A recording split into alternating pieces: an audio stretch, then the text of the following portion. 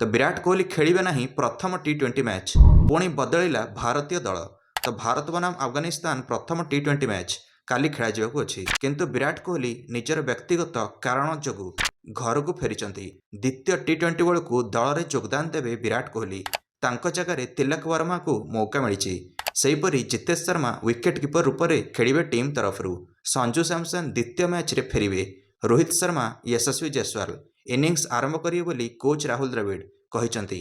बाकी रिंकू सिंह और शिवम दुबे अछंती ऑलराउंडर। अक्षर पटेल और कुलदीप यादव स्पिनर। अर्शदीप सिंह, मुकेश कुमार और आवेश खान अछंती फास्ट बॉलिंग लाइनअप रे। सेपटे अफगानिस्तान पटु राशिद खान टी20 सीरीज रु संपूर्ण बाद पड़चंती। कारण एबे जोगु स्पष्ट होई नहीं कौन पई बाद पड़चंती। जनवरी 11 तारिख संध्या 7 रु सीधा प्रसारण हब प्रथम टी20 मैच।